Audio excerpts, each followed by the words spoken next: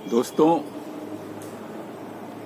आज के इस एपिसोड में भारतीय व्यवस्था और खटी समाज, ये मेरा प्रश्न है आपके सामने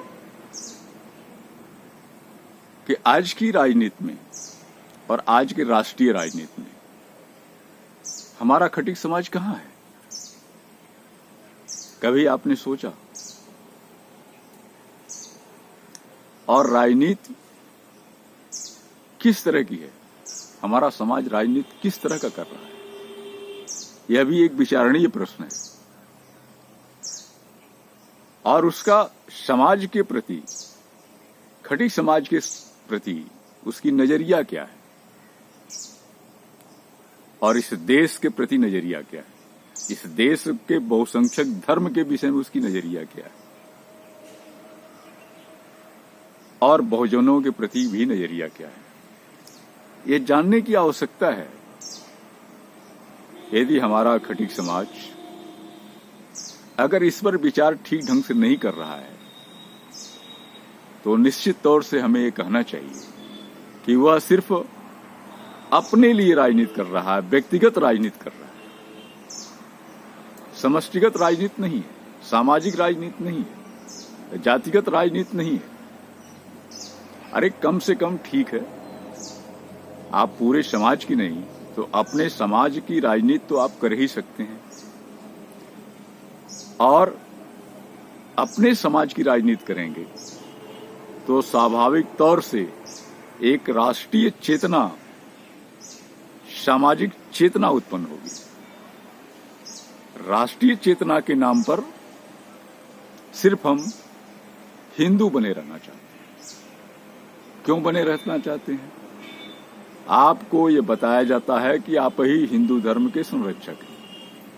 मेरे समझ में नहीं आता कि बाकी लोग क्या कर रहे थे। अगर इस देश में आबादी के प्रतिशत में देखा जाए तो हमारा खटिक समाज 2% से ज्यादा नहीं है।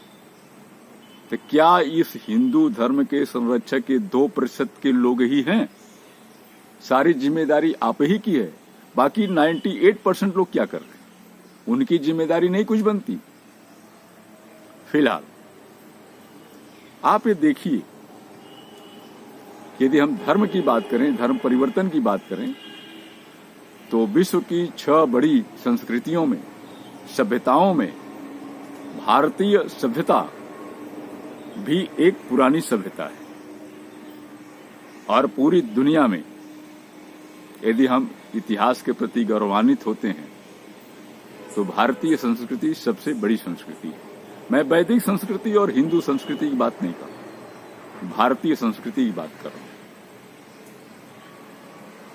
और जितने भी संस्कृतियां आई है इसके बाद, जितने भी धर्म आए, सब इसके बाद ही आए। चाहे वो ईसाई धर्म हो, चाहे इस्लाम धर्म हो, चाहे सिख हो, चाहे पर्शियन हो, चाहे दुनिया में और भी जितने धर्म हैं, वो सब उसके बाद ही आए। क्या सिर्फ भारत में ही हम हिंदू धर्म का ठेकेदार बन करके हमारी औकात कहां तक पहुंची है, इस पर आपने विचार किया कभी?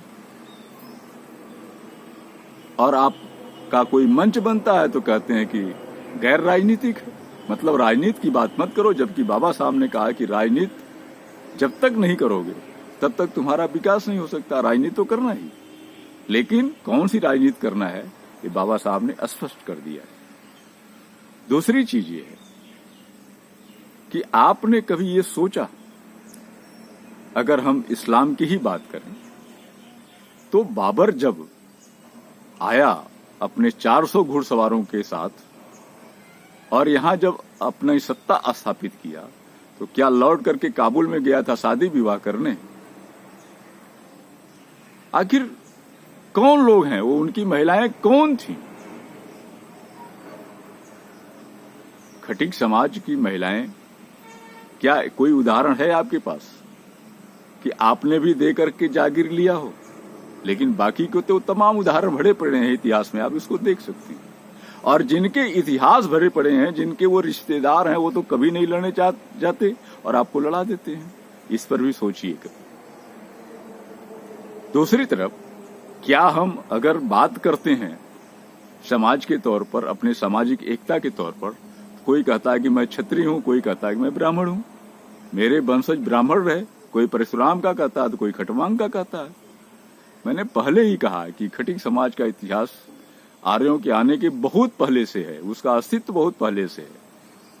ठीक है, हो सकता है कुछ लोग सम्मिलित हुए हों, लेकिन आप ये देखिए कि क्या राजपूत वर्ग आपको राजपूत मानने के लिए तैयार है? राजपूत तो ऐसे भी शब्द गाली है। आप मनुस्मृति देख लीजिए कि राजपूत की परिभाषा क्या है, ऐसे भी गाली है।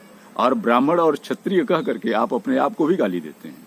हो सकता है कुछ लोग आए हों, हो सकता है आप उसके वंशज हों, लेकिन जब ब्राह्मण आपको ब्राह्मण मानने के लिए तैयार नहीं है, राजपूत आपको राजपूत मानने के लिए तैयार नहीं है, तो फिर आप आज की स्थिति क्या है आप उस पर देखिए, गौर कीजिए और आज के परिस्थितियों में एकत्र होकर के अपने आगे बढ़ने की व्यवस्था सोचिए। आप एक नया दर्शन गढ़िए, आप एक नई समाज व्यवस्था गढ़िए, आप एक सुंदर समाज की संरचना कीजिए, अपने बच्चों को पढ़ाइए लिखाइए, शीर्ष स्तर पर पहुंचाइए। आज देखिए, ढूंढने पर भी राष्ट्रीय स्तर पर, भले ही हम राष्ट्रीय पार्टियों में हों, सांसद हों, विधायक हों, मंत्री हों, लेकिन संसद में कितने लोग खटिक समाज के लोग बोलते हैं, विधानसभा में कितने बोलते हैं, मंत्री हैं भी तो कितने कार्य करते हैं, आपका लाभ कितना कर रहे हैं, आप ये देख लीजिए। स्थिति ये है कि न हम घर के हैं न घाट के हैं। आप अपना व्यक्तिगत, जैसे लोग पेट भरते हैं, करोड़पति बन रहे हैं, बनिए, लेकिन समाज कहाँ है? हमें समाज के प्रति भी सोचना हमारा जिम्मेदारी है, हमारी जिम्मेदारी है। अगर हम समाज के प्रति नहीं सोचते तो जीने खाने के लिए तो सभी, राजा तो सभी हैं। यह जो हमारा बिखराव है ये हमारे लिए घातक है। और दूसरी चीज ये है कि हमें कम से कम एक मंच पर मिल बैठ करके बात करके न्यूनतम कार्यक्रम पर हम अपने समाज को एक जगह एकत्रित करें, ये ज्यादा अच्छा है। कौन ठाकुर से आया, कौन ब्राह्मण से आया, कौन राजपूत से आया, कौन कहां से आया, उसका गोत्र क्या है, इस चीज को थोड़ा पीछे रखिए और आपस में कम से कम संबंध, रोटी बेटी का संबंध तो बनाइए, मत बनाइए, लेकिन वैचारिक स्तर पर तो एक तो होइए, तभी आप राजनीतिक स्तर पर आगे बढ़ सकेंगे, राष्ट्रीय राजनीति में आगे बढ़ सकेंगे। एक भी व्यक्ति ऐसा नहीं है मुझे दिखाई देता कि जो राष्ट्रीय राजनीति में शीर्ष स्तर पर हो,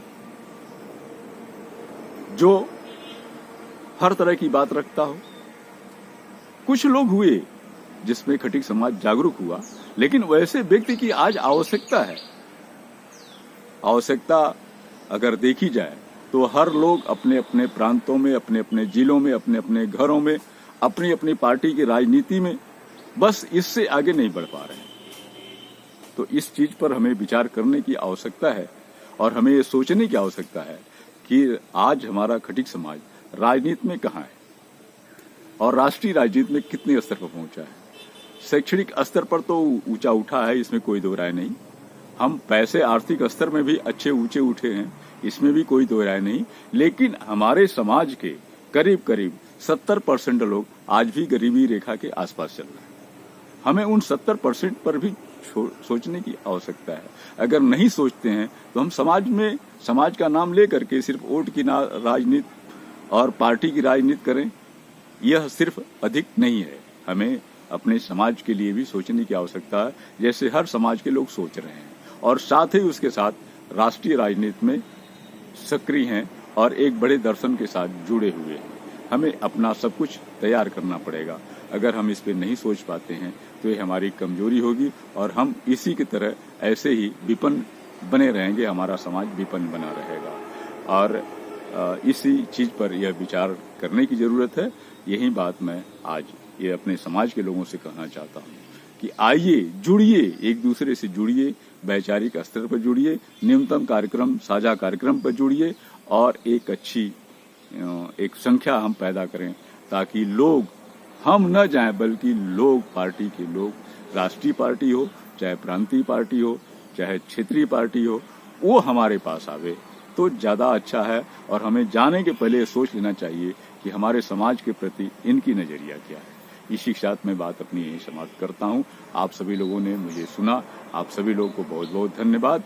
और अच्छा लगे तो ये बात को आप सब्सक्राइब करें, विचार करें, आगे चलें, मेरे यूट्यूब को आप जो है लोगों तक पहुंचाएं। आप सभी लोगों को बहुत बहुत धन्यवाद।